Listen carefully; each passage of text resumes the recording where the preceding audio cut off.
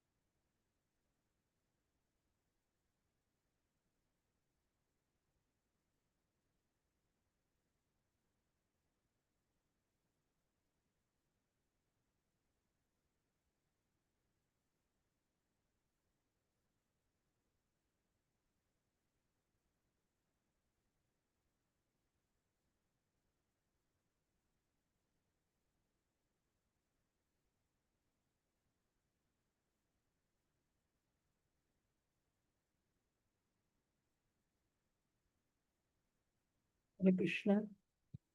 Mataji share అవుతుందా భగవద్గీత? అవుతుంది మాతాజీ, అవుతుంది మాతాజీ.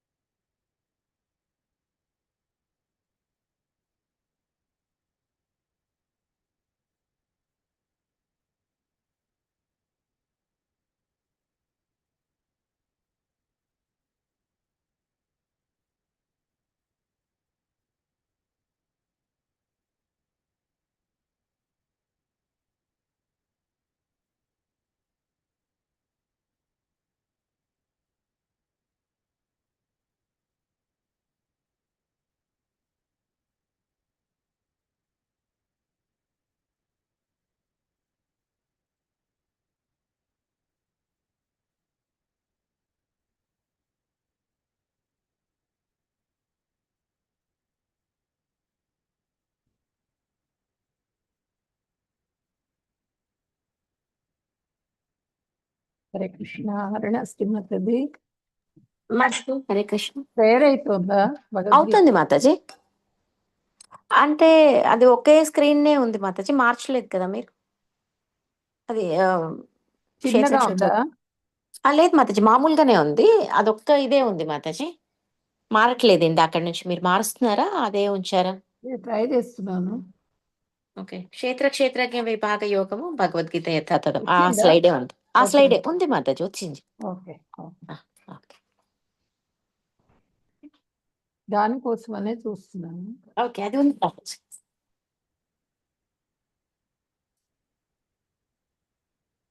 ఇది పిపిటి కాకుండా పీడిఎఫ్ కరెక్ట్ గా లేదు. ఓకే. అందుకని చెప్పినాను, చూస్తున్నాను. ఆహా.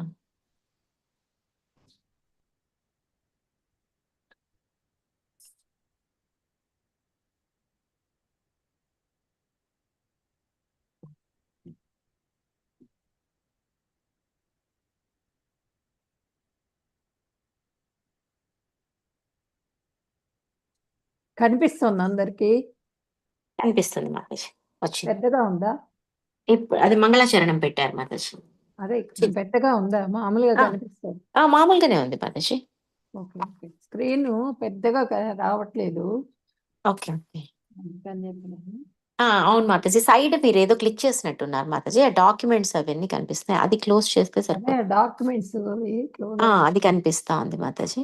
అది అది ఆ, అది క్లోజ్ చేసేయండి మాతాజీ, జనరేటివ్ సమరీ దగ్గర క్లోజ్ చేస్తే క్లోజ్ వస్తుంది. చేశాను. Okay. Stopped screen sharing stopped అని వచ్చింది. Share the Windows. అవును మాతాజీ, పోయింది మాతాజీ. భగవద్గీత కూడా పోయింది. పోయింది పోయింది మాతాజీ. షేర్ చేస్తుంది. ఓకే.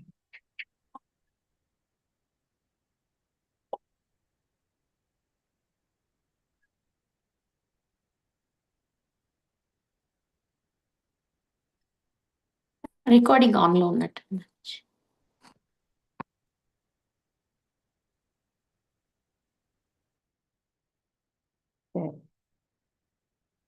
ఓకేనా? ఓకే మాతాజీ.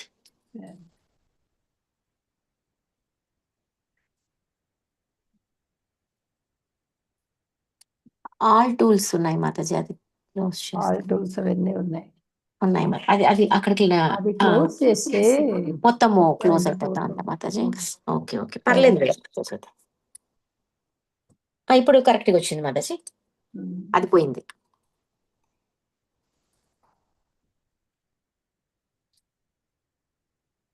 ఇప్పుడు ఈ మాటలన్నీ మనకి లైవ్ వెళ్తాయి. అవును అవును, అందుకే. ఓకే మాతాజీ, హరే కృష్ణ. ఒకసారి యూట్యూబ్ స్టాప్ చేసి మళ్ళీ స్టార్ట్ చేస్తాను. ఆ, ఇప్పుడు ఒక ఓకే మాతాజీ, ఇప్పుడు స్క్రీన్ ఒకటే కనిపిస్తుంది, ఏం లేవు మాతాజీ.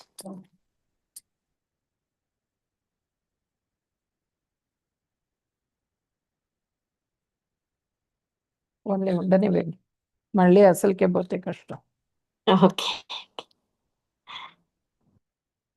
13th చాప్టర్ వరకు ముందుది నేను షేర్ చేస్తాను. ఇంతకు ముందు చెప్పింది షేర్ చేస్తాను, చూస్తాను. ఈరోజు చూసి దాన్ని బట్టి షేర్ చేస్తాను. ఇప్పుడు బాగుంది మాతాజీ, స్క్రీన్ కూడా నీట్ గా ఉంది, ఏం కనిపించలేదు.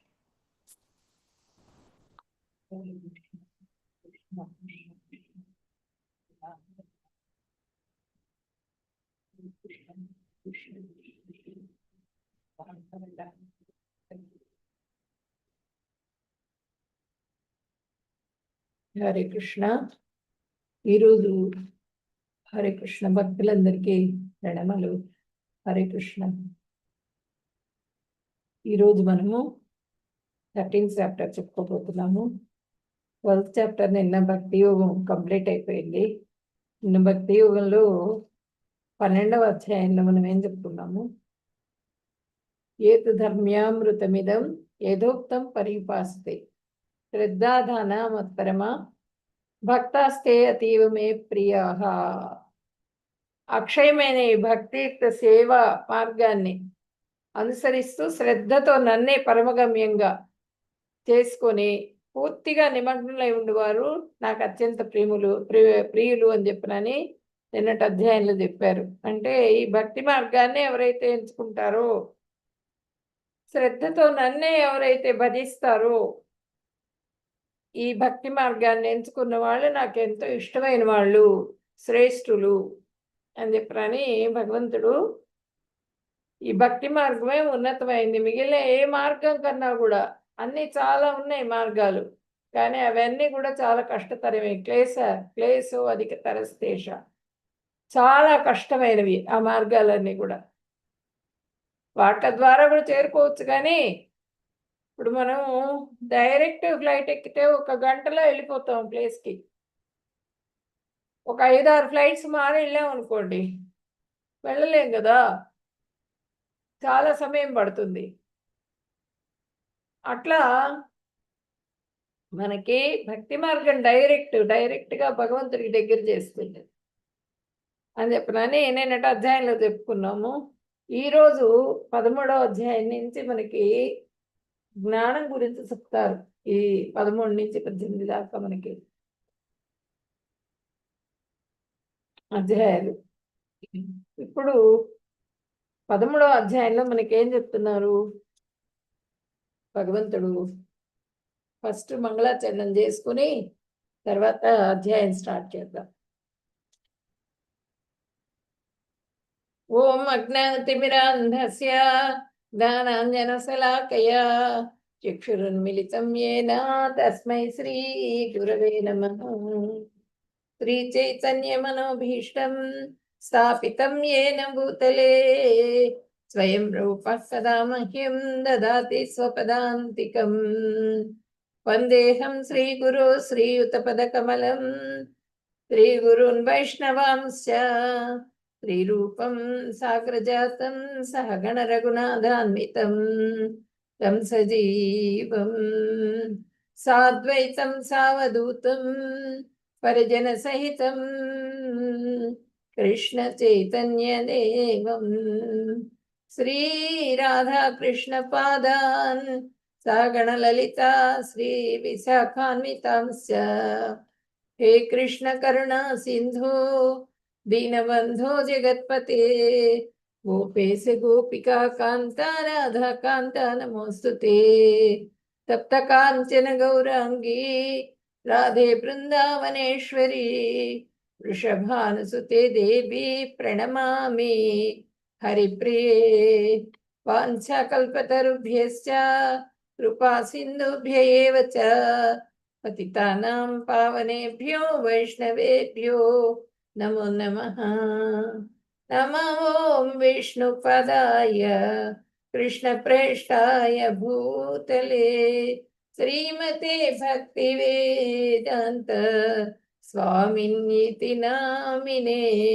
నమస్తే సరస్వతి దేవి గౌరవాణి ప్రచారిణే నిర్విశేష శూన్యవాది పాశ్చాత్య దేశతారిణే. జయ శ్రీ కృష్ణ చైతన్య ప్రభు నిత్యానంద శ్రీ అద్వైత గదాధర శ్రీవాసాది గౌర భక్త బృంద. హరే కృష్ణ కృష్ణ కృష్ణ హరే హరే హరే రామ రామ రామ హరే హరే. హరే కృష్ణ.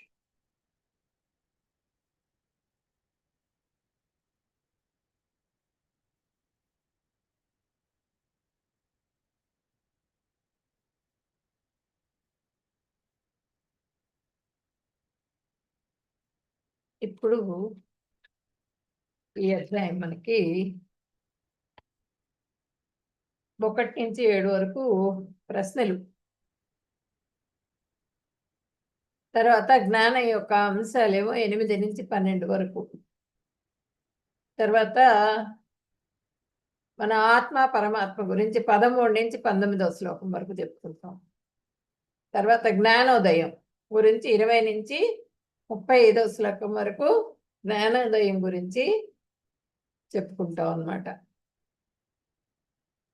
ఈ ప్రశ్నలు ఏంటి అన్నది మనం చెప్పుకుందాం ఫస్ట్.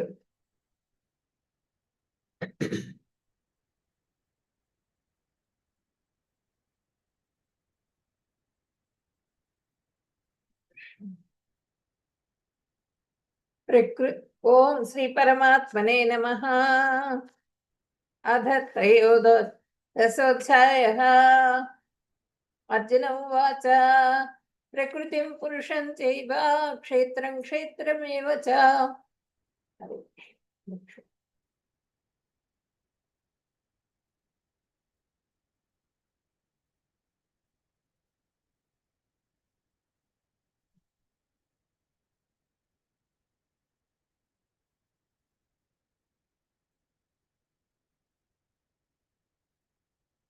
ప్రకృతిం పురుషం చైవ క్షేత్రం క్షేత్రజ్ఞమేవ చ. ఏతద్వేదితుమిచ్ఛామి జ్ఞానం జ్ఞేయం చ కేశవ. ప్రశ్నలు అడిగారు భగవంతుడిని అర్జునుడు. ఇప్పుడు భగవంతుడు సమాధానం చెప్తున్నారు. శ్రీ భగవాన్ వాచ. మళ్ళీ మీకు నేను ఇది ఎక్స్ప్లెయిన్ చేసి చెప్తాను. ఓ కృష్ణ, ప్రకృతి మరియు పురుషుడు గురించి, క్షేత్రము మరియు క్షేత్రజ్ఞుడి గురించి, జ్ఞానము మరియు జ్ఞేయం గురించి విషయాన్ని గురించి తెలుసుకోవాలనుకుంటున్నాను అని చెప్పని 7 ప్రశ్నలు వేశారు భగవంతుడిని. ఇప్పుడు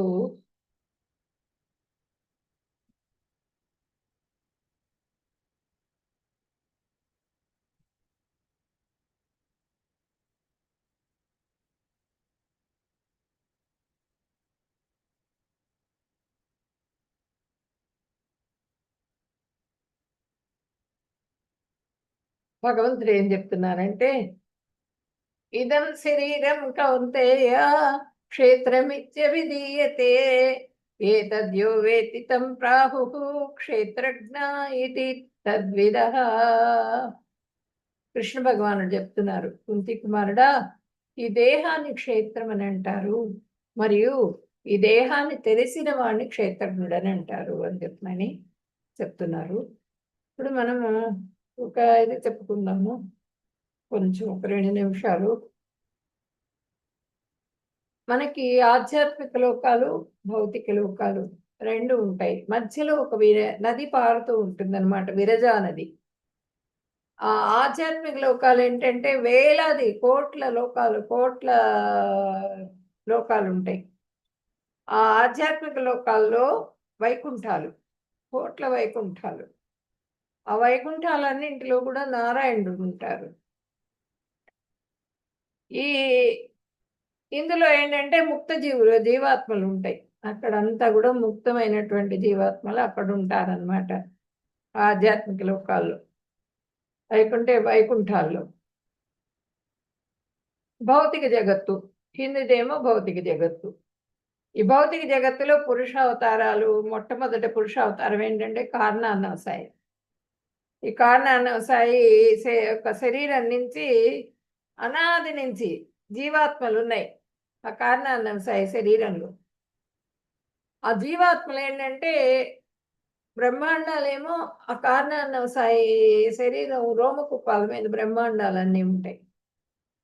ఆ బ్రహ్మాండాల్లో జీవాత్మలు ఉంటాయి. ఆ జీవాత్మలన్నీ కూడా కారణాన్నవసాయి దృష్టిపాతం చేస్తారు ప్రకృతి మీద. దృష్టిపాతం చేసినప్పుడు అందులో 23 తత్వాలకు సంబంధించినటువంటి ఒక అండాలు ఏర్పడతాయి ప్రకృతి మధ్యలో.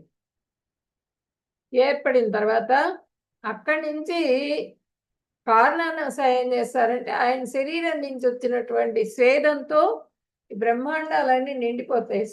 సగం వరకు కొంత భాగం నిండుతాయి అన్నమాట. ఆ బ్రహ్మాండం ఆ నీటిలో పడుకొని ఉంటారు గర్భోదక సాయి విష్ణువు. అంటే కారణాన్నవసాయి విష్ణువే గర్భోదక సాయి విష్ణువు రూపంలో వచ్చి పడుకుంటారు అక్కడ. దాంట్లో పడుకున్న తర్వాత ఆయన గర్భంలో ప్రవేశిస్తాయి ఈ అండాలన్నీ కూడా జీవాత్మ. ఈ జీవాత్మలన్నీ కూడా ఆయన గర్భంలో ప్రవేశించి అక్కడి నుంచి ప్రయాణం చేసి విరాట్ రూపంలోకి వెళ్తాయి. ఆ విరాట్ రూపం ఎక్కడ ఉంటుంది? ఆ గర్భోదక సాయి విష్ణువు గర్భంలో నుంచి బొడ్డు దగ్గర నుంచి ఒక తామర తూడు ఏర్పడుతుంది. ఆ తామర తూడుకు ఒక పుష్పం వస్తుంది, తామర పుష్పం వస్తుంది. ఆ తామర తూడులో విరాట్ రూపం వస్తుంది. ఆ విరాట్ రూపం భౌతికమైనటువంటి రూపం అన్నమాట. ఆ విరాట్ రూపంలోకి ఈ మొత్తం జీవాత్మలన్నీ కూడా ప్రవేశింపబడతాయి. ఈ గర్భోదక సాయి విష్ణువుకు కూడా చాలా తలలు అవన్నీ ఉంటాయి. అలాగే ఆ విరాట్ రూపానికి కూడా చాలా తలలు, చేతులు అన్నీ కూడా ఉంటాయి. వచ్చిన తర్వాత ఆ తూడులోనే 14 లోకాలు ఏర్పడతాయి. ఆ తామర తూడులోనే. ఆ విరాట్ రూపంలో నుంచి అక్కడ పైన ఆ విరాట్ రూపం తలపైన పుష్పం వస్తుంది కదా! తామర పుష్పం. ఆ పుష్పంలో బ్రహ్మగారు వస్తారు. బ్రహ్మగారు వచ్చి అక్కడ కూర్చుంటారు. ఆయన సృష్టి జరుగుతుందన్నమాట బ్రహ్మగారిది. ఆయన చూస్తే అన్ని వైపులా చూస్తారు. చూస్తే ఆయనకేం అర్థం కాదు ఎక్కడున్నాను నేనన్నది. మొత్తం ఆ తోడులో నుంచి కిందికెళ్తారు. తామర తోడులో నుంచి. కిందికి వెళ్ళి ఆ గర్భోదక సాయి విష్ణువు గర్భం ఆ బొడ్డు దాకా వెళ్ళిన తర్వాత చుట్టూ సముద్రం, జలం కనిపిస్తుంది. అమ్మో! ఇక్కడంతా జలం ఉందే, ఏంటి ఇంత చీకటిగా ఉందని చెప్పి మళ్ళీ పైకొచ్చేసారు. పైకొచ్చేసి అక్కడ శాసనంలో కూర్చున్నారు. కూర్చున్నప్పుడు ఆయనకి ఏమైందంటే తప్ప తప్ప అని సౌండ్ వినిపించింది. ఏం చేయాలి నేనని చెప్పినాను అనుకుంటున్నప్పుడు ఆదేశం వచ్చిందనమాట భగవంతుడి దగ్గర నుంచి, తపస్సు చెయ్యి. ఆ తపస్సు చేశారు ఆయన కూర్చుని. ఆ తపస్సు చేసినప్పుడు ఆయనకి భగవంతుడు ప్రత్యక్షమయ్యారు. ప్రత్యక్షమయ్యి ఈ గర్భోదక సాయి విష్ణువే ప్రత్యక్షమయ్యారు. ప్రత్యక్షమయ్యి నువ్వు సృష్టి కార్యాన్ని నిర్వహించు అని చెప్పడం జరిగిందనమాట. సృష్టి కార్యాన్ని నిర్వహించు అని చెప్పినప్పుడు, అమ్మో! ఈ సృష్టి మొత్తాన్ని నువ్వు చేసావు గదా! ఈ సృష్టి మొత్తం ఆ భగవంతుడి సృష్టి ఏమో సర్గ అయితే, ఈ బ్రహ్మగారు చేసేది విసర్గ. మళ్ళీ నన్ను సృష్టి చేయమంటున్నావే, ఈ సృష్టి చేసినందువల్ల నాకు గర్వం వస్తుందేమో, అది ఆ గర్వాన్ని రాకుండా శిక్షణ ఇవ్వు నాకు నువ్వు అని చెప్పి నన్ను అడుగుతారు. బ్రహ్మగారికి షేక్ హ్యాండ్ ఇస్తారు భగవంతుడు. సృష్టి కార్యాన్ని నిర్వహించు నువ్వు అని చెప్పినని. అప్పుడు ఒక్కొక్క ఈ దీంట్లో ఒక్కొక్క జీవాత్మని తీసుకుని దానికి బ్రహ్మగారు ఏం చేస్తారంటే ఆ గుణాలని, కర్మల్ని యాడ్ చేస్తారు. గుణాలని, కర్మల్ని యాడ్ చేసి ఆ జీవాత్మలకి శరీరాన్ని ఇస్తారనమాట. అంటే దానికి సంబంధించిన శరీరాన్ని దానికి ఇస్తారు. ఆ విధంగా మనిషి యొక్క శరీరం ఏర్పడుతుంది. కానీ ఆ జీవాత్మ ఏంటి? అనాది నుంచి ఎప్పటి నుంచో ఉంది జీవాత్మ. అది చాలా ఆ ఆత్మ ఏంటంటే చాలా స్వల్ప పరిమాణంలో ఉంటుంది. చిన్నగా ఉంటుంది. అసలు మనకు కనిపించదనమాట. అంత చిన్నగా ఉంటుంది. వెంట్రుక ట్రిప్‌లో 10,000 వంతు ఉంటుందిట ఆత్మ. ఆ ఆత్మ ఏమనుకుంటుంది? శరీరంలో ప్రవేశించేటప్పటికి అవిద్యతో అది ఆవృతమై ఉంటుంది ఆత్మ. అన్నీ నేనే చేస్తున్నాను, సుఖదుఖాలు నావే, ఈ శరీరం అంతా నాదే, ఈ శరీరంతో సంబంధం ఉన్న వాళ్ళందరూ నా వాళ్ళే, అన్నీ నేనే చేస్తున్నాను, నాదే నాదే అనుకుంటుందిట అవిద్య మూలంగా. కానీ అది సచ్చిదానందమయం, సచ్చితానందం. కానీ అదేం కోరుకుంటుంది ఆత్మ? ఎప్పుడు కూడా ఆత్మ భగవంతుడి సేవను కోరుకుంటుంది. భగవత్ సేవలోనే ఆనందాన్ని పొందుతుంది ఆత్మ. స్వాభావికంగా అది తను తెలుసుకోగల సామర్థ్యం ఉంది. కానీ అవిద్య ఆవరించినందువల్ల అది తెలుసుకోలేదు. ఎలాగైతే మనం చీకటిలోకి వెళ్ళినప్పుడు కళ్ళు మనకు కనిపించవో, కళ్ళకి మనకి ఆ శక్తి ఉంటుంది, చూసే శక్తి ఉంటుంది. కానీ ఆ చీకట్లో మనం చూడలేం వస్తువుని. అదేవిధంగా అవిద్య ఆవరించినందువల్ల ఆ జీవాత్మ ఆత్మ చూడలేదన్నమాట. తనే శరీరం, తనే అన్నీ అనుకుంటుందన్నమాట.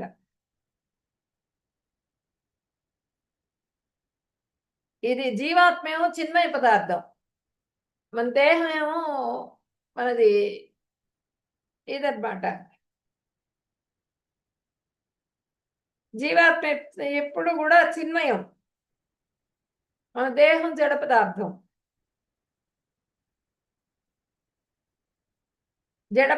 ఈ జడ పదార్థం కాదు జీవాత్మ. జీవాత్మ ఎప్పుడు కూడా చిన్మయంగా ఉంటుంది, చైతన్యంతో నిండి ఉంటుందన్నమాట. అట్లాంటి ఆత్మలన్నింటినీ తీసుకొని కర్మల్ని యాడ్ చేసి, కర్మల్ని గుణాల యాడ్ చేసి బ్రహ్మగారు ఒక్కొక్క దేహాన్ని ఇవ్వటం జరుగుతుంది.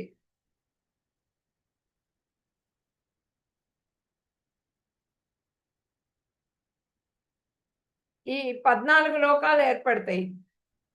ఈ 14 లోకాలు ఏంటంటే వాటి గురించి మళ్ళీ మనం ఇంకొక దీంట్లో వస్తుంది మనకి పూర్తిగా. అక్కడ చెప్పుకుందాం 14 లోకాల గురించి.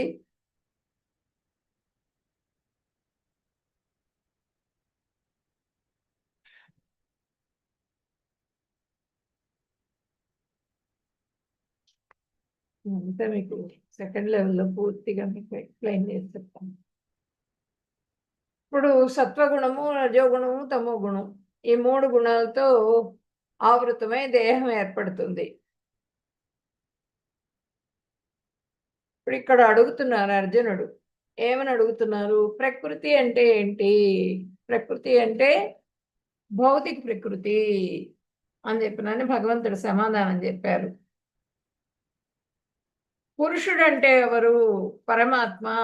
మన ప్రతి జీవిలో ఉండేటువంటి ఆ పరమాత్మ రూపంలో ఉంటారట. ఆ పరమాత్మ పురుషుడు అంటే. జ్ఞానం అంటే ఏంటి? క్షేత్రం. క్షేత్రజ్ఞని గురించి అవగాహన చేసుకోవటమే జ్ఞానం. జ్ఞేయం అంటే జ్ఞానం తాలూకు లక్ష్యం అన్నమాట. అవగాహన చేసుకుని ఏం చేస్తారు? శరీరం అంటే ఏంటి అని తెలుసుకుంటారు, ఆత్మ అంటే ఏంటి అన్నది తెలుసుకుంటారు. తెలుసుకున్నప్పుడు శరీరానికి ఆత్మకి భేదం ఉంది అని చెప్పినని తెలుసుకుంటారు. అప్పుడు ఆత్మతత్వంలో ఆత్మని పరిరక్షించుకునే ప్రయత్నం చేస్తారు, పరమాత్మ సేవలో నెలకొంటారు. అదే జ్ఞేయం. దాన్ని గురించి తెలుసుకోవటం, దాన్ని ఆచరించటం జ్ఞేయం. జ్ఞానం తాలూకు లక్ష్యాన్ని తెలుసుకోవడం. క్షేత్రం అంటే ఏంటి? దేహం.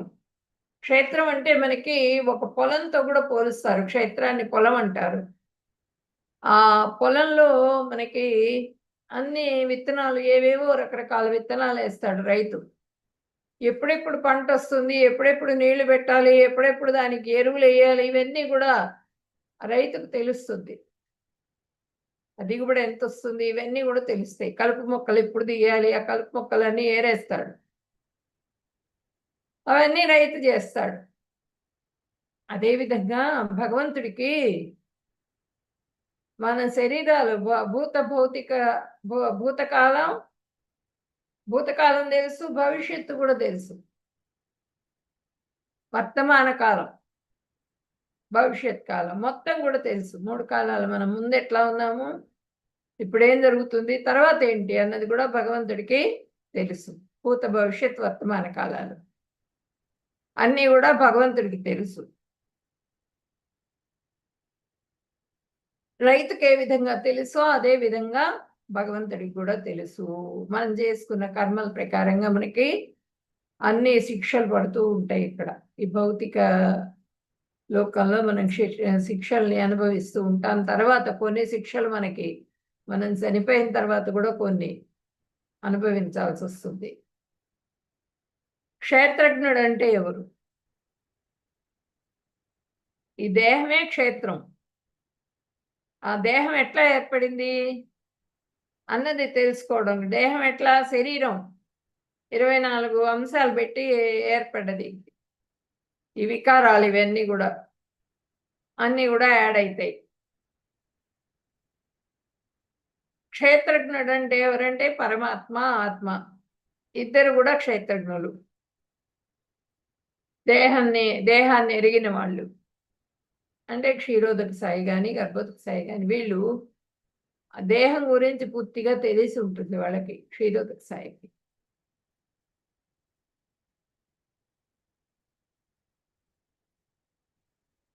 కృష్ణ భగవానుడు చెప్తున్నారు, కుంతి కుమారుడా ఈ దేహాన్ని క్షేత్రం అని అంటారు, మరియు ఈ దేహాన్ని తెలిసిన వాడిని క్షేత్రజ్ఞుడు అని అంటారు.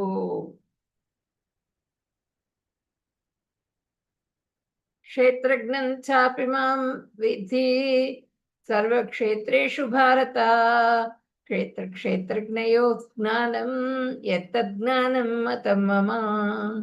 ఓ భరతవంశీయుడా, అన్ని దేహాల్లో నేను క్షేత్రజ్ఞుడనని నీవు తెలుసుకోనవలను.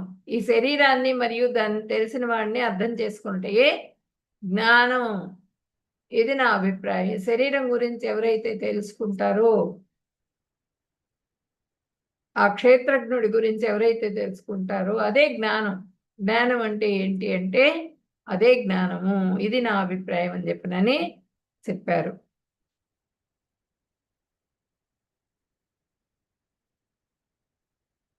తక్షేత్రం యచ్చయ దృక్చ యద్వికారే యతస్య యత్ సచయో యత్ప్రభావశ్చ తత్సమాసేన మే శృణు.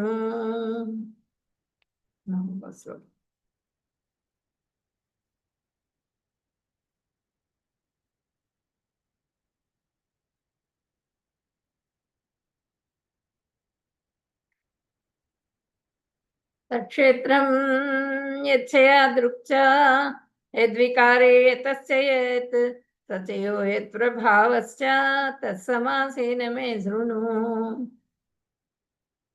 ఇప్పుడు ఈ క్షేత్రము, ఇది ఏర్పాటు చేయబడిన విధానము, దానిలోని మార్పులు, అది ఎక్కడి నుండి ఉత్పత్తి అయింది, క్షేత్రం తెలిసిన వాడెవరు, అతని ప్రభావాలు ఏమిటో అనే విషయాలను గురించి తెలుసుకుందాం మనం.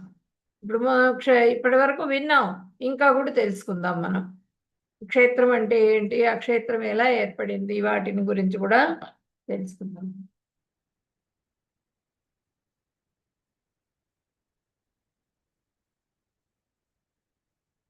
ఋషిభిర్బహుధా గీతం ఛందోభిర్వివిధైః పృథక్ బ్రహ్మసూత్రపదైశ్చైవ హేతుమద్భిర్వినిశ్చితైః.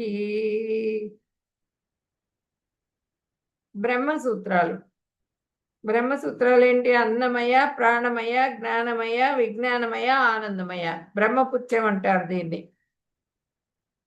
క్షేత్రము, క్షేత్రజ్ఞుని గురించి ఆ జ్ఞానము వివిధ వేద గ్రంథాల్లో పలువురు ఋషులచే వివరించబడింది.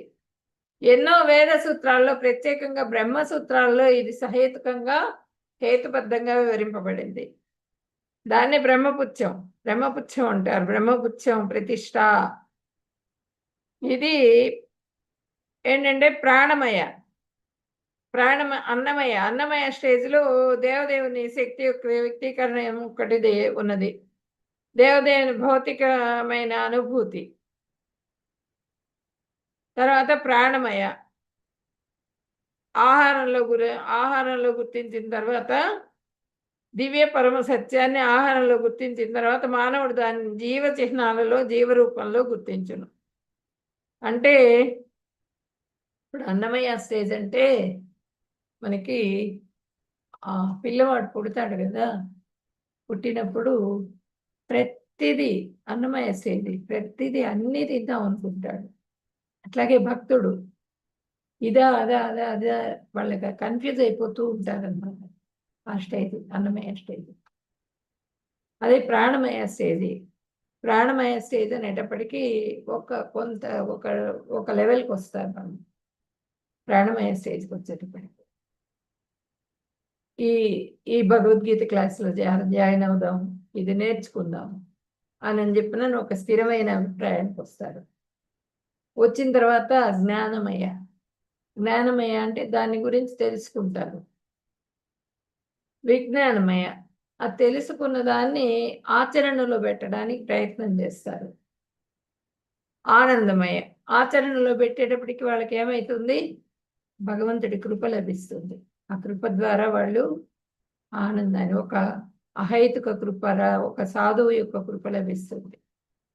ఆ సాధువు కృప ద్వారా వాళ్ళు ఆనందాన్ని పొందగలుగుతారనమాట. భగవంతుడి గురించి తెలుసుకోవడం ద్వారా. అంటే ఈ మానవ జీవిత లక్ష్యాన్ని తెలుసుకోగలుగుతారు. ఇప్పుడు మనకి అన్నమయ స్టేజి, ప్రాణమయ స్టేజి, జ్ఞానమయ స్టేజి ఇవన్నీ కూడా మనకి మన జీవితంలో కూడా వస్తూ ఉంటాయి. పసిపిల్లవాడుగా పుడతారు. వాళ్ళేంటి ప్రతి వస్తువు నోట్లో పెట్టుకుంటారు. అన్నీ తినాలని చూస్తారు. ప్రతిదీ కూడా. తర్వాత కొంచెం పెద్దవాడయిన తర్వాత అది తినే వస్తువేంటి అన్నది తెలుస్తుంది వాళ్ళకి. అది తినడం మొదలుపెడతారు. ప్రాణమయ స్టేజ్. ప్రాణాన్ని నిలుపుకునే ప్రయత్నం చేస్తారు. అది తిని ఆకలైనప్పుడు అడగటం, పెట్టించుకోవటం, తినడం, ఇది ఇష్టం, ఇది ఇష్టం కాదు ఇవన్నీ తెలుస్తాయి వాళ్ళకి. తర్వాత జ్ఞానమయ. జ్ఞానమయ స్టేజ్‌కి వచ్చేటప్పటికి వాళ్ళకి స్కూల్‌లో చేర్పిస్తారు.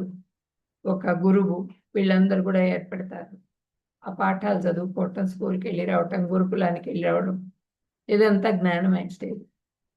ఆ తెలుసుకున్న దాన్ని అప్లై చేయటం విజ్ఞానమయ. దాని జీవితంలో అప్లై చేయటం మొదలుపెడతారు. అంటే వాళ్ళు పూర్తిగా నిష్ణాతులై చదువుకుని ఏదో ఒక దాంట్లో నిష్ణాత ఇది వస్తుందనమాట. ఒక జ్ఞానం వస్తుంది. వచ్చిన తర్వాత దానితో ఒక ఉద్యోగాన్ని పొందుతారు. ఆ ఉద్యోగంలో చేయటం మొదలుపెడతారు. అప్లై చేస్తారు. వాళ్ళు తెలుసుకున్న విషయాన్ని. అది విజ్ఞానమయ. ఆనందమయ.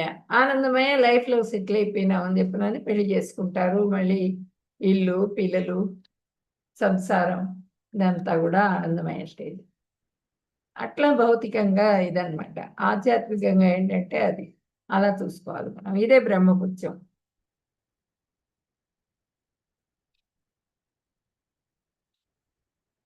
అర్జునుడి 6 ప్రశ్నలు. ప్రకృతి అంటే ఏంటి? ప్రకృతి అంటే భౌతిక ప్రకృతి. పురుషుడంటే ఎవరు? భోక్త. కృష్ణ భగవానుడు పురుషుడు. జ్ఞానం. జ్ఞానం అంటే ఏంటి? తెలియని విషయాన్ని తెలుసుకోవటమే జ్ఞానం. ఆత్మ గురించి, పరమాత్మ గురించి తెలుసుకోవటం జ్ఞానం. అది తెలుసుకున్న తర్వాత ఏం చేస్తావు? దాన్ని అప్లై చేసుకోవటం, అది తెలుసుకోవడం ద్వారా భగవంతుడు సేవ చేయటం ఇదంతా కూడా జ్ఞేయం, విజ్ఞానం. అనుభవపూర్వకంగా తెలుసుకోవటం జ్ఞేయం. క్షేత్రం అంటే దేహం. క్షేత్రజ్ఞుడు అంటే ఎవరంటే ఆత్మ, పరమాత్మ. వాళ్ళిద్దరూ కూడా క్షేత్రజ్ఞులు.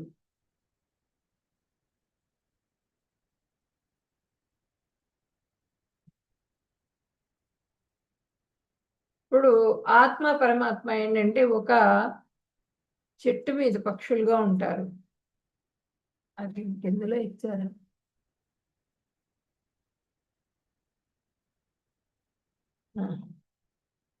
ఇంకెళ్ళిపోయింది.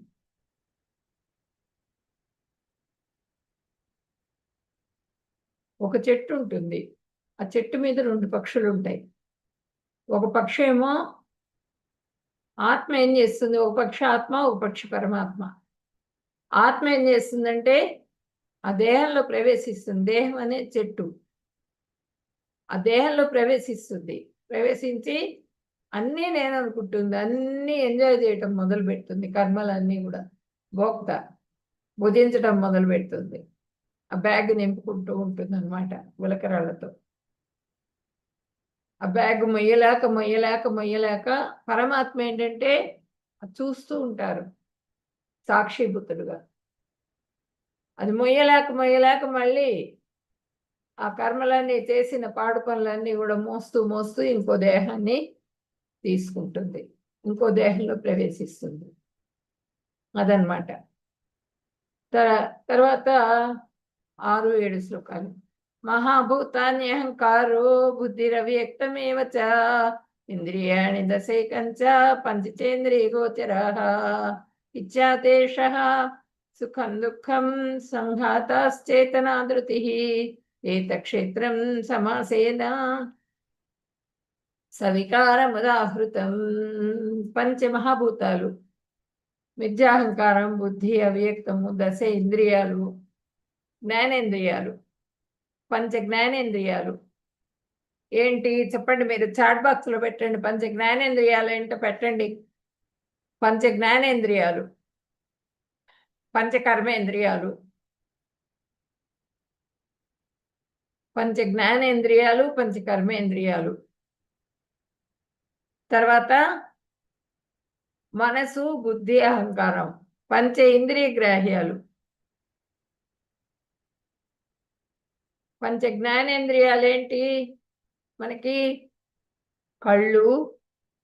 మీరు పెట్టుంటే చూసుకోండి, మీకు తెలిసి ఉంటే వినండి. పెట్టారా? ఇద్దరు పెట్టారు. ఏం పెట్టారు చూద్దాం. హరే కృష్ణ.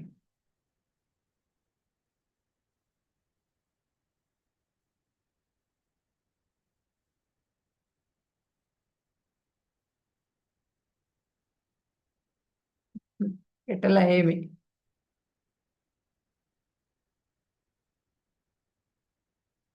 కళ్ళు, good.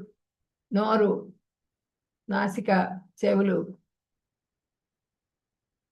Very good, very good. ఇప్పుడు కళ్ళు, ముక్కు, చెవులు, నాలిక, స్కిన్. ఇవి పంచ జ్ఞానేంద్రియాలు. తర్వాత పంచ కర్మేంద్రియాలు. పంచ కర్మేంద్రియాలు ఏంటంటే మనకి చేతులు, కాళ్ళు, మళ్ళా మర్మావయవాలు. ఇవి పంచ కర్మేంద్రియాలు. ఈ కళ్ళు ఏం చేస్తాయి? ఇంద్రియ గ్రాహ్యాలు. ఇప్పుడు పంచ జ్ఞానేంద్రియాలు, పంచ కర్మేంద్రియాలు, పంచ ఇంద్రియ గ్రాహ్యాలు. ఇంద్రియ గ్రాహ్యాలు అంటే ఏంటి అంటే వీటన్నింటితో మన శరీరం ఏర్పడ్డది అనమాట. 24 తత్వాలు ఇవి. పంచ ఇంద్రియ గ్రాహ్యాలంటే గంధము, రూపము, రుచి, స్పర్శ, శబ్దము. అంటే ఇవి భూమి. భూమి ఏమో గంధాన్ని చూపిస్తుంది, అంటే వాసన.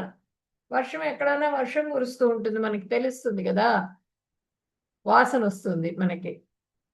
అలాగే భూమి ఏమో వాసన ఉంది, ముక్కును తెలియజేస్తుంది, వాసన. కళ్ళు రూపం, రూపం తెలుస్తుంది. రూపం అంటే అగ్ని. రాసుకోండి, ఇవన్నీ నోట్ చేసుకోండి. చెవులు శబ్దం, సౌండ్ అన్నమాట. ఓంకారం, శబ్దం వస్తూ ఉంటుంది అన్నమాట మనకి. చెవులు. చెవి ఏం చేస్తుంది? స్పర్శ. ఇది ఆకాశంలో నుంచి వచ్చే శబ్దాన్ని తెలియజేస్తుంది. చెవిలో నుంచి కూడా మనం ఇలా మూసుకోండి, మీకు చెవిలో గొయ్యి అనే శబ్దం వస్తూ ఉంటుంది. చెవి శబ్దానికి గుర్తు అనమాట. ఇంద్రియ గ్రాహ్యం ఉంది. తర్వాత ముక్కు చెప్పాను, కళ్ళు చెప్పాను, చెవులు చెప్పాను, నాలిక రుచి, టేస్ట్ అన్నమాట. నాలిక రుచిని తెలియజేస్తుంది. అదేంటంటే జలం. రుచిని తెలియజేసేది ఏంటి? నీళ్లు. కొంచెం వాటర్ నోట్లో నుంచి కూడా మనకి నీళ్లు ఊరుతూ ఉంటాయి కదా, టేస్ట్ని తెలియజేస్తుంది నాలిక.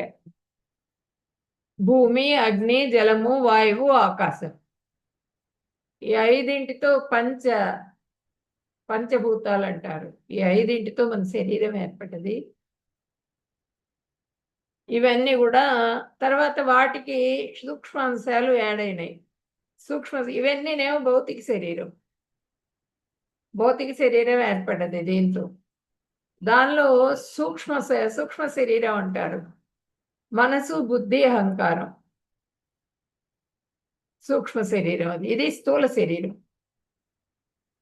అట్లా 23 అంశాలతో మనకి 23 మూలకాలు, అంటే శరీరంతో పాటుగా కలిపితే 24. మొత్తం కూడా 23 మూలకాలతో మనకి శరీరం అనేది ఏర్పడింది.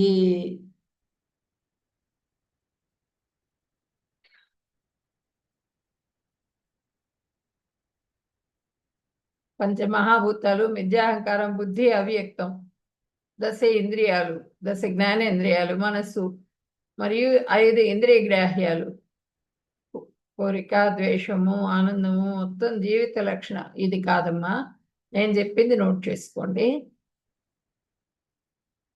ఇవన్నీ అంత ప్రక్రియలు అంటే సూక్ష్మ శరీరంగా మనం చెప్పుకోవాలి. పంచమహాభూతాలు భూమి, నీరు, అగ్ని, వాయువు మరియు ఆకాశం. ఇంద్రియ గ్రాహ్యాలు ఏంటంటే వాసన, రుచి. భూమి ఏమో వాసనను తెలియజేస్తుంది, నీరేమో రుచిని తెలియజేస్తుంది, అగ్ని ఏమో దృష్టిని తెలియజేస్తుంది, వాయువేమో స్పర్శని తెలియజేస్తుంది. అంటే ఇప్పుడు గాలి కొడుతున్నది, చల్లగా ఉంది, అబ్బా హాయిగా ఉందంటుంది స్కిన్. అదే విపరీతంగా ఎండగా ఉంది, ఆ వేడిగా ఉంది, మంట పుడుతుంది స్కిన్ ఆ వేడికి. అది అదేంటంటే స్పర్శని తెలియజేస్తుంది అనమాట మన స్కిన్. సూక్ష్మ అంశాలు, సూక్ష్మ శరీరం అన్నమాట. మనసు, బుద్ధి, అహంకారం, స్పర్శ. తర్వాత జ్ఞానేంద్రియాలు, చెవులు, కళ్ళు, నాలుక, చర్మము. వీటి గురించే ఇక్కడ వచ్చింది ఈ భూమి, నీరు, అగ్ని, వాయువు, ఆకాశం. వాసన, రుచి, దృష్టి, స్పర్శ, శబ్దం. ఈ చెవులు ఏంటంటే ఇక్కడ చూడండి, హరే కృష్ణ.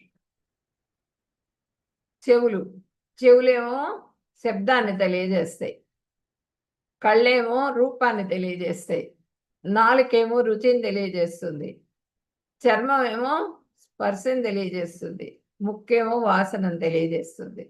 వీటికి సంబంధించిన ఇంద్రియ గ్రాహ్యాలు, ఇంద్రియ విషయాలు, ఇంద్రియ గ్రాహ్యాలు ఇవన్నీ, ఈ రెండు కూడా. కర్మేంద్రియాలు, కంఠము, చేతులు, కాళ్ళు, జననాంగాలు. ఇవి 5. వీటన్నింటినీ కలిపి మహత్తత్వం. వీటి అన్నిటితో పాటుగా మహత్తత్వం యాడ్ అవుతుంది. మొత్తం 24 మూలకాలు అనమాట.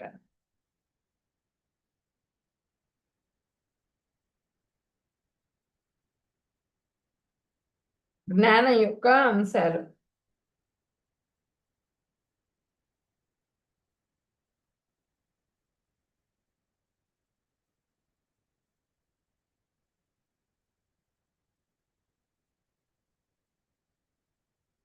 ఇప్పుడు జ్ఞానం యొక్క అంశాలంటే అమానిత్వం, అదంబిత్వం, అహింసా, క్షాంతిరార్జవం, ఆచార్యోపాసనం, శౌచం, స్థైర్యం, ఆత్మవినిగ్రహ, ఇంద్రియార్థేషు వైరాగ్యం, అనహంకార ఏవ చ, జన్మ మృత్యుజరా వ్యాధి దుఃఖదోషానుదర్శనం, ఆసక్తిరసరణభిస్వంగః, పుత్రధారా గృహాదిషు, నిత్యం చ సమచిత్తత్వం, ఇష్టానిష్టోపతిషు, మయి చానన్యయోగేన భక్తిం అవ్యభిచారిణి, వివిక్తదేశ సేవిత్వం, అరతిర్జన సంసది, అధ్యాత్మజ్ఞాన నిత్యత్వం, తత్వజ్ఞానార్థదర్శనం, ఏతజ్ఞానం ఇది ప్రోక్తం, అజ్ఞానం యదతో అన్యథా. ఇప్పుడు ఇక్కడ వినయం ఇవన్నీ చెప్తున్నారు. వినయము, గర్వము. అమానిత్వం అంటే వినయం, గర్వం లేకుండా ఉండటం, అదంబిత్వం. అహింస, ఓర్పు, సరళత్వము, మంచి ఆధ్యాత్మిక గురువును ఆశ్రయించటం, పరిశుభ్రత, స్థిరత్వము, ఆత్మ వినిగ్రహ, ఇంద్రియ భోగవత వస్తువులను త్యజించటం, మిథ్యాహంకారం లేకుండా ఉండటం, జన్మ మృత్యు జరా వ్యాధుల దోషాన్ని గుర్తించటం, నిర్లిప్తత, పిల్లలు, భార్య, ఇల్లు మొదలైన వాటి బంధం నుండి విముక్తి, సుఖదుఖ సందర్భాల్లో సమచిత్తము, నా ఎడ నిరంతర విశుద్ధ భక్తి. చూడండి 17 అంశాలు పైవన్నీ కూడా. 17వ అంశం విశుద్ధ భక్తి వచ్చింది. అంటే ఈ విశుద్ధ భక్తి ఎవరైతే చేస్తారో ఆటోమేటిక్గా ఆ పైవన్నీ కూడా వచ్చేస్తాయి అన్నమాట. పైనున్న లక్షణాలన్నీ కూడా వచ్చేస్తాయి భక్తి చేసిన వాళ్ళకి. వచ్చేసిన తర్వాత ఏకాంత ప్రదేశంలో నివసించాలని కోరుకోవడం. జనసామాన్యం పట్ల విరక్తి. అంటే ఇప్పుడు ఒక అష్టాంగ యోగి యోగం చేయడానికి వెళ్ళినప్పుడు కూడా ఇవన్నీ ఫాలో అవుతాడు. కానీ భక్తి యోగి ఏమి దాని గురించి సాధన ఏం చేయక్కర్లా. భక్తిలో ఉన్నప్పుడే వచ్చేస్తాయి ఇవన్నీ కూడా. వీళ్ళు సాధన ద్వారా తెచ్చుకుంటారు జ్ఞానయోగులు. స్వీయ సాక్షాత్కారం యొక్క ప్రాముఖ్యతను అంగీకరించటం మరియు పరతత్వ తాత్విక శోధన ఇవన్నీ జ్ఞానం అని, వీటికి అన్యమైనదంతా కూడా అజ్ఞానం అని నేను ప్రకటిస్తున్నాను అని చెప్పని భగవంతుడు చెప్పారు ఇక్కడ.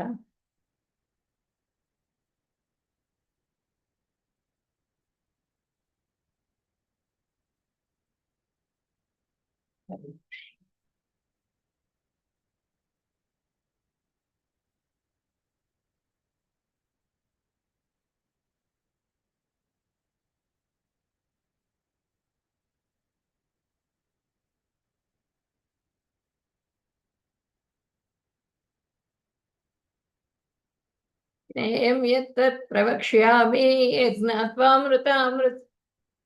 యజ్ఞాత్వాం అమృతమస్తు తే. యజ్ఞాత్వాం అని చదువుకోవాలి ఇక్కడ. అమృతమస్నుతే, అది మృతమస్నుతే కాదు, అమృతమస్నుతే అని చదవాలి. యజ్ఞాత్వాం అమృతమస్నుతే అనాదిమత్పరం బ్రహ్మ నసత్తన్నాసదుచ్యతే. దేనిని తెలుసుకోవడం ద్వారా నీవు అమృతత్వాన్ని చవి చూస్తావో అట్టి దానిని నేను వివరిస్తాను. అది ఆది లేనిది, నాకు అధీనమై ఉన్నది అయిన బ్రహ్మం ఈ భౌతిక ప్రపంచం యొక్క కార్యకారణములకు అతీతంగా ఉంటుంది. ఆ బ్రహ్మాన్ని గురించి వివరిస్తాను నీకు అని చెప్తున్నారు. అమృతత్వాన్ని చవి చూస్తావు దేన్ని తెలుసుకోవడం ద్వారా. ఆ టేస్ట్ తెలుస్తుందిట. ఆ రుచిని ఏ విధంగా అయితే చూస్తావో ఆ బ్రహ్మం గురించి నేను నీకు తెలియజేస్తాను. భౌతిక ప్రపంచం యొక్క కార్యకారణాలకు అతీతంగా ఉంటుంది అది.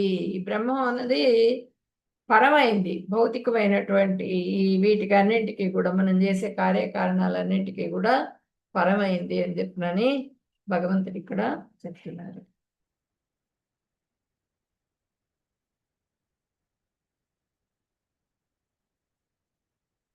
సర్వతః పాణిపాదంత సర్వతో అక్షిశిరో ముఖం సర్వతః శృతిమల్లోకే సర్వమావృత్య తిష్టతి. సర్వత్రా మొత్తం కూడా ఆ భగవంతుడి చేతులు, పాదాలు, కళ్ళు, శిరస్సులు, ముఖాలు, చెవులు మొత్తం కూడా అంతా వ్యాపించున్నది. ఈ విధంగా పరమాత్మ జగత్తంతా కూడా ఆవరించున్నారనమాట పూర్తిగా. సర్వేశ్వరుడు. అందుకే ఆ ఈశ్వర తత్వంతో మొత్తం కూడా జగత్తంతా వ్యాపించున్నది అని చెప్పినని చెప్తున్నారు ఇక్కడ. సర్వేంద్రియ గుణాభాసం సర్వేంద్రియ వివర్జితం అసక్తం సర్వభృత్యైవ నిర్గుణం గుణభోక్తృచ. పరమాత్ముడు అన్ని ఇంద్రియాలకు అసలు మూలం. ఈ ఇంద్రియాలన్నింటికీ కూడా మూలం ఎవరు? పరమాత్మ. కానీ ఇంద్రియాలన్నింటికీ మూలమైనప్పటికీ కూడా ఆయన ఇంద్రియరహితుడు. అన్నింటినీ సంరక్షించి పోషించేవాడు ఆయన అనాసక్తుడు. అన్నింటినీ ఒక ఏనుగుని ఆయనే సంరక్షిస్తారు, ఒక చిన్న చీమని కూడా ఆయనే సంరక్షిస్తారు. ఏ జంతువుకి ఏ ఆహారం కావాలి, ఏవేవి ఏ రూపంలో ఉండాలి, ఏవేవి ఏ రంగులో ఉండాలి, వాటి వాసన ఏంటి, వాటి రుచి ఏంటి,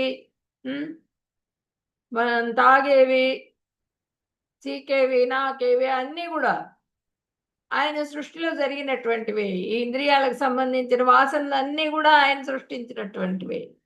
కానీ ఆయన వాటికన్నింటికి కూడా ఆయన అతీతుడు అన్నమాట, అనాసక్తుడు. ప్రకృతి యొక్క త్రిగుణములకు అతీతుడు. ఆ త్రిగుణాల మూలంగా ఏర్పడతాయి మనకి ఆ త్రిగుణం రజోగుణం ఎక్కువగా ఉన్న వాళ్ళకి బాగా కారం తినాలని, అవన్నీ వేరే వేరేవన్నీ తినాలని అనిపిస్తూ ఉంటుంది. రజోగుణం ఉన్న వాళ్ళకి కోపం రావడం, కోరిక ఎక్కువగా కలుగుతూ ఉండటం, ఇవన్నీ కూడా వస్తాయన్నమాట. ఆ గుణాల ప్రభావం చూపిస్తూ ఉంటుంది. ఆ ప్రకృతిలో ఉన్న త్రిగుణాలన్నీ కూడా మన దేహం మీద చూపిస్తూ ఉంటాయి. కానీ మన దేహాన్ని సృష్టించినటువంటి వాడు భగవంతుడైనప్పటికీ కూడా ఆయన గుణాతీతుడు. గుణాలన్నీ కూడా ఆయన మీద ఏం చేయలేము.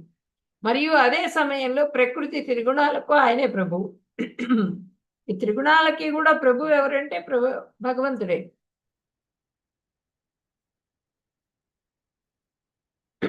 బహిరంతరస్య భూతానాం అచరం చరమేవ చ సూక్ష్మత్వాత్ తద విజ్ఞేయం దూరస్థం చాంతికే చ తత్. పరమ పురుషుడు కదిలే మరియు కదలని ప్రతి జీవుని బయట లోపల ఉన్నాడు. అతి సూక్ష్మంగా ఉన్నందున అతను చూడటానికి లేదా తెలుసుకోవడానికి భౌతికేంద్రియాల శక్తికి మించిన వాడు. చాలా దూరంలో ఉన్నప్పటికీ ఆయన అందరికీ దగ్గరలో ఉన్నాడు.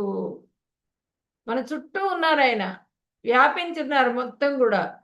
కానీ మనకు కనిపించరు. కనిపించనంత మాత్రాన లేనట్లు కాదు.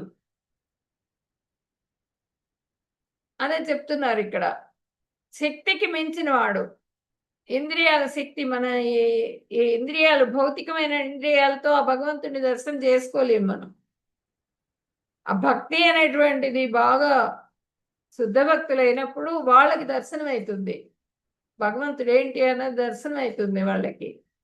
భగవద్ దర్శనం జరుగుతుంది. మొత్తం కూడా మన చుట్టూ ఉన్నారు. అదే చెప్తాడు కదా ప్రహ్లాదుడు, నాకు అన్ని చోట్ల కనిపిస్తున్నాడు ఆయన, నీకు కనిపించట్లేదు, నేనేం చేసేది, నాకు అన్ని చోట్ల కనిపిస్తున్నాడు నాన్న, ఎక్కడ ఇందువలడు అందులేడని సందేహం వలదు, చక్రి సర్వోపగతుండై ఎన్నెందు వెదకి చూచిన అన్నందేగలడు దానవాగ్రణి వింటే అని చెప్తారు.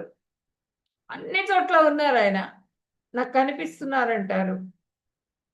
ఎక్కడ చూపించి స్తంభంలో చూపించమంటే ఆ స్తంభంలో నుంచి చూస్తారు ఆయన భగవంతుడు. అట్లా ఈ ఇంద్రియాల శక్తి సరిపోదనమాట భగవంతుడిని చూడ్డానికి. చాలా దూరంలో ఉన్నారనిపిస్తుంది మనకి, కానీ మన హృదయంలోనే ఉన్నారు. ప్రతి జీవి హృదయంలో పరమాత్మ రూపంలో ఉన్నారు. ఆయన అందరికీ దగ్గరలో కూడా ఉన్నారు. అది మనం తెలుసుకోవాలి. చాలా సూక్ష్మమైన విషయం అన్నమాట ఇది. దీన్ని గ్రహించాలి మనం. పరమాత్మ రూపంలో మన హృదయంలోనే ఉన్నారు. ఇది క్షేత్రం తథా జ్ఞానం జ్ఞేయం చోక్తం సమాసతః మద్భక్తయే తద్విజ్ఞాయ మద్భావాయోపపద్యతే.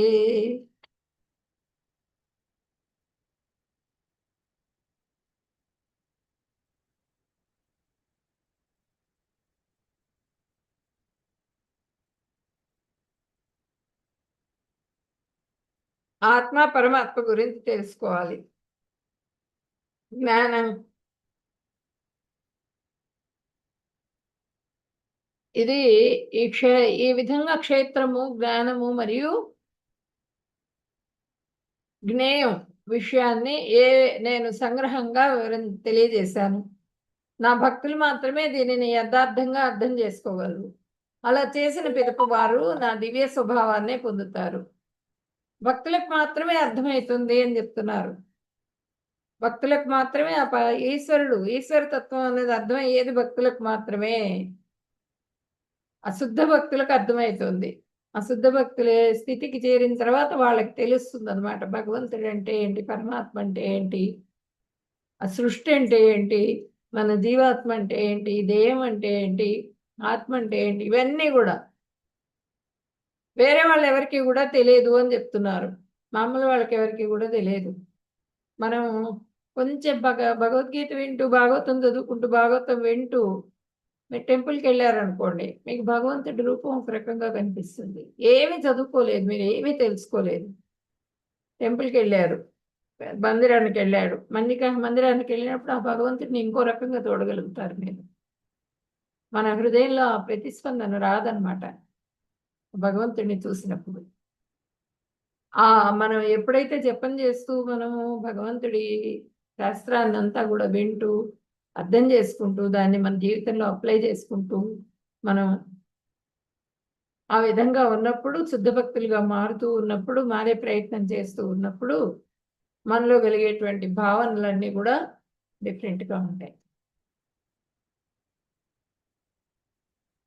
ప్రకృతిం పురుషం చైవ విద్యనాదేవ భావపి వికారాంశ గుణాంశైవ విధి ప్రకృతి సంభవాన్.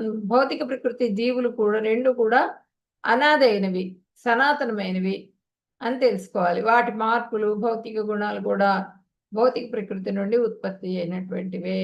ఈ గుణాలన్నీ కూడా ప్రకృతిలో నుంచి వచ్చినటువంటివే అని చెప్పినని చెప్తున్నారు. ప్రకృతి జీవులు రెండు కూడా ఎప్పటి నుంచో ఈ ఆత్మ ఈ జీవులు కూడా ఎప్పటి నుంచో పుడుతున్నారు, మళ్ళీ లయం అయినప్పుడు ఆ భగవంతుడిలోకి వెళ్ళిపోతారు, మళ్ళీ మళ్ళీ పుట్టుక, మళ్ళీ లయం, మళ్ళీ పుట్టుక, మళ్ళీ లయం. ఆ విధంగా ఎన్నో జన్మలు. ఎన్ని జన్మలు అంటే మనం లెక్క పెట్టలేము. ఈ సముద్రంలో ఉన్నటువంటి ఇసుకను కూడా లెక్క పెట్టొచ్చుట మనం, ఎన్ని రేణువులు అన్నది. మన పుట్టుకలు లెక్క పెట్టలేము. అన్ని అన్ని పుట్టుకలు, అన్నిసార్లు దేహాన్ని మార్చుకున్నాం మనం. అన్నిసార్లు పుట్టి చనిపోయి మళ్ళీ మరణం వస్తుంది, మళ్ళీ పుడతాం, మళ్ళీ ఇంకో దేహంలో ప్రవేశిస్తాం. ఆ విధంగా మనకి ఇక్కడ చూడండి, చాలా చిన్న పురుగు దగ్గర నుంచి, చిన్న చీమ దగ్గర నుంచి కూడా మనం దేహం తీసుకున్నాం. తర్వాత మనిషి జన్మ వచ్చింది ఇప్పుడు మనకి. కార్యకారణకర్తృత్వే హేతు ప్రకృతి రుచ్యతే పురుష సుఖ దుఃఖానాం భోక్తృత్వే హేతు రుచ్యతే. భౌతిక కార్యాలన్నిటికీ ప్రకృతియే కారణం కాగా ప్రపంచమునందలి సుఖ దుఃఖాలను అనుభూతి చెందుటలో జీవాత్మయే బాధ్యుడని చెప్పబడింది. భౌతిక ప్రకృతి మొత్తం కూడా మన దేహాలన్నీ కూడా ఏర్పడతాయి ప్రకృతి ద్వారా, ప్రకృతి మాత ద్వారా. అది అండం ఏర్పడుతుంది. ఆ అండం ఏర్పడిన తర్వాత అది మళ్ళీ ఆ అండాలన్నీ కూడా మళ్ళీ గర్భోదక స్థాయిలో ప్రవేశించి చెప్పుకున్నాం కదా, అదంతా కూడా ప్రకృతి ద్వారా జరుగుతుంది. కానీ ఆ రూపం వరకు ఏర్పడుతుంది. ఆ రూపానికి ఆ గుణాలు కర్మలు యాడ్ చేసి ఒక దేహాన్ని అంటూ ఇస్తారు బ్రహ్మదేవుడు. ఆ దేహాన్ని ఇచ్చిన తర్వాత జీవాత్మ, ఆ జీవుడి యొక్క ఆత్మ కారణం. ఎందుకు ఆ గుణాలు వాటిని తీసుకున్న తర్వాత జీవాత్మ అన్ని నేనే అనుకుంటుంది. అవిద్య కారణం. ఇక్కడ చూడండి, బ్లాక్నెస్ చూపిస్తున్నారు ఇక్కడ ఫోటోలో. అవిద్య కారణం. ఈ అవిద్య మూలంగా తన్ని తను మర్చిపోతుంది జీవాత్మ. మర్చిపోయి కర్మలన్నీ కూడా భుజిస్తుంది అనమాట. అంతా నేనే అనుకుని సుఖభోక్త అయిపోతుంది. భగవంతుడు భోక్త అని ఎప్పుడైతే అనుకుంటామో, మనం చేసిన సత్కర్మలు చేస్తూ భగవంతుడికి అర్పిస్తూ ఉంటామో ఆ ఫలితాన్ని, నిష్కామ కర్మయోగం, అప్పుడు కొంచెం కొంచెంగా ఒక్కొక్క స్టెప్పే ముందుకు వెళ్ళగలుగుతాం. మనం చేసిన కర్మలు, ఇంద్రియాలకు సంబంధించిన కోరికలన్నీ కూడా అనుభవించడం అలవాటు చేసుకున్నప్పుడు మనకి కొంచెం కొంచెంగా క్లోజ్ అయిపోతుంది. మనకి మొత్తం కూడా చీకటి ప్రపంచం అయిపోతుంది అనమాట. చీకట్లోకి వెళ్ళిపోతాం పూర్తిగా.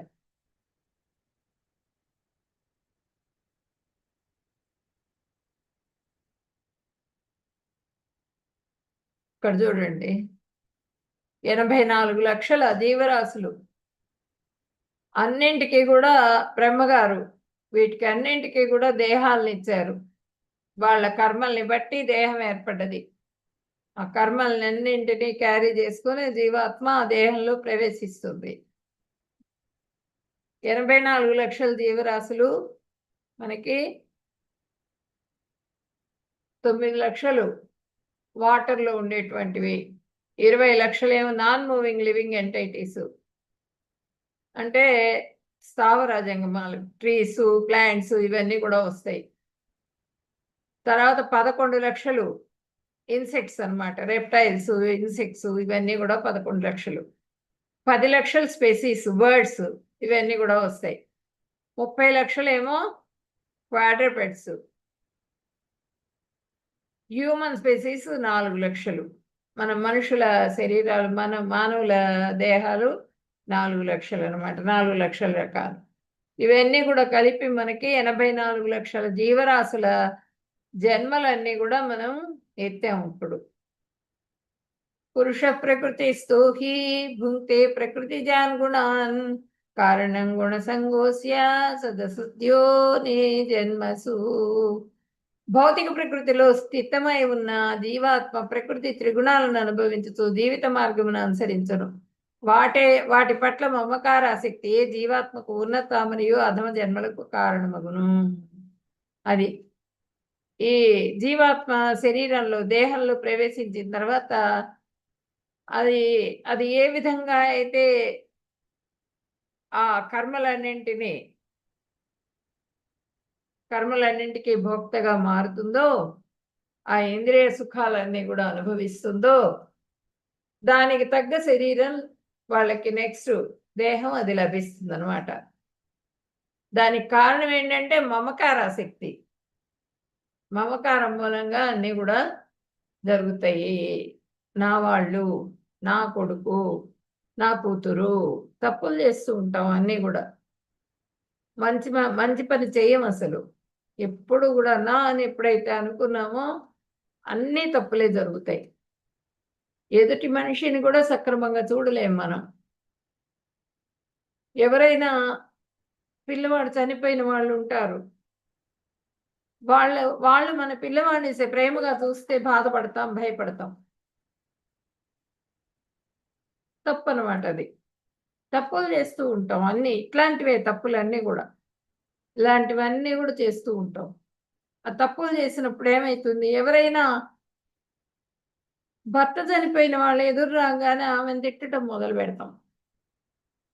ఒక పిల్లి ఎదురొచ్చిందని దాన్ని తిట్టడం మొదలు పెడతాం. ఇవన్నీ ఏవి కూడా ఉండవు అనమాట. భక్తిలోకి వెళ్ళిపోయి పూర్తిగా భగవంతుడి ధ్యానంలో ఉన్న వాళ్ళకి ప్రతి దాంట్లో కూడా పరమాత్మను చూస్తారు. వాళ్ళు చేసినటువంటి పనులు కూడా అన్నీ కూడా వాళ్ళవి సుఖప్రదంగా ఉంటాయి అన్నమాట. లేకపోతే జీవాత్మ అది చేసిన పనుల్ని బట్టి అధమ జన్మలు వస్తాయి, ఉన్నత జన్మలు వస్తాయి. అది మంచి పనులు చేసిందనుకోండి, ఉన్నత జన్మ వస్తుంది. లేదు, చండాలమైన పనులు చేశారు, పాపాన్నంతా మూట కట్టుకున్నారు, గులకరాళ్ళు బాగా మోసి మోసి మోసి మోసి మొయ్యలేక మళ్ళీ అధమ జన్మ పొందుతారనమాట. ఏ కుక్కగాను, పందిగాను, గాడిదగాను వాళ్ళు చేసిన దీన్ని బట్టి వాళ్ళకి ఆ జన్మలనేవి, ఆ దేహాలనేవి లభిస్తూ ఉంటాయి. ఇక్కడే తిరుగుతూ ఉంటారు, జన్మలు తీసుకుంటూ. యావత్ సంజాయతే కించిత్ సత్వం స్థావర జంగమం క్షేత్రజ్ఞ సంయోగాత్ తద్విద్ధి భరతర్షభ. ఓ భర్తవంశంలో శ్రేష్ఠుడా, నీవు చూచు సమస్త చరాచర ప్రాణులు ఈ క్షేత్రజ్ఞుడు యొక్క కలయిక వలననే ఉన్నాయని తెలుసుకును. ఈ క్షేత్రజ్ఞుడి కలయిక, క్షేత్రం యొక్క కలయిక, క్షేత్రజ్ఞుడి కలయిక మూలంగా ఉన్నాయి అని చెప్తున్నారు. భరతవంశంలో నువ్వు భరతవంశంలో శ్రేష్ఠుడివి నువ్వు. ఈ ప్రాణులన్నీ కూడా, క్షేత్రం అంటే మన శరీరం, క్షేత్రజ్ఞుడు అంటే ఎవరు? పరమాత్మ. వాళ్ళిద్దరి కలయిక. ఈ శరీరంలో ఆత్మ, క్షేత్రం అంటే ఈ శరీరంలో క్షేత్రజ్ఞుడు అంటే ఆత్మ, పరమాత్మ ఇద్దరు కూడా ఉన్నారు మన శరీరంలో.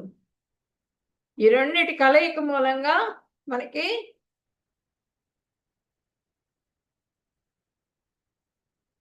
సమస్త చరాచర ప్రాణుల్ని కూడా చూడగలుగుతాం. ప్రతి దాంట్లో కూడా, ప్రతి ప్రాణిలో క్షేత్రం ఉంటుంది, క్షేత్రజ్ఞుడు ఉంటాడు ప్రతి ప్రాణిలో కూడా.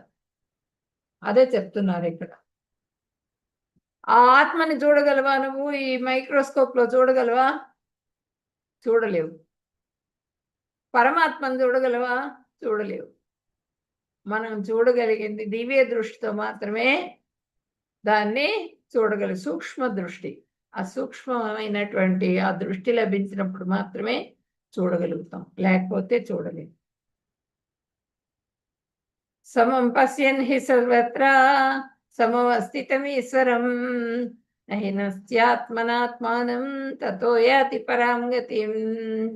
సర్వత్రా సమముగా ఉన్న పరమాత్మను ప్రతి ప్రాణిలో చూసేవారు తమ మనస్సు చేతమను తామే దిగదార్చుకోరు. ఈ విధముగా వారు పరమపదానికి చేరుకుంటారు. ప్రతి ప్రాణిలో కూడా పరమాత్మని చూడగలగాలి. చూసినప్పుడు ఏమైతుంది? వాళ్ళు ఉన్నత స్థాయికి చేరుకుంటారు. వాళ్ళని వాళ్ళు ఉద్ధరించుకోగలుగుతారు అనమాట. ఆత్మ జారిపోదు, దిగజారిపోదు అనమాట. ఆత్మ వేరే అధమ శరీరాల్లోకి ప్రవేశించకుండా ఉంటుంది. వాళ్ళు తిన్నగా ఒక్కొక్క స్టెప్పే పైకి ఎక్కుతూ ఆ పరమపదాన్ని, ఆ గోలోకాన్ని చేరుకోగలుగుతారు. క్షేత్రజ్ఞయోరేవం అంతరం జ్ఞానచక్షుషా భూత ప్రకృతి మోక్షంచ ఏ విదుర్యాంతి తే పరం. గమ్యం దేహం అంటే క్షేత్రం. క్షేత్రానికి దేహమునకు ఎరుగు క్షేత్రజ్ఞుడికి గల భేదాన్ని జ్ఞానచక్షువులచే గమనించి భౌతిక ప్రకృతి నుండి విముక్తి పొందే పద్ధతి తెలిసిన వారు పరమపదాన్ని చేరుకుంటారు అని. హరే కృష్ణ కృష్ణ కృష్ణ హరే హరే, హరే రామ రామ రామ హరే హరే. వాంఛాకల్పతరుభ్యశ్చ కృపా సింధుభ్య ఏవ చ పతితానాం పావనేభ్యో వైష్ణవేభ్యో నమో నమః. హరే కృష్ణ.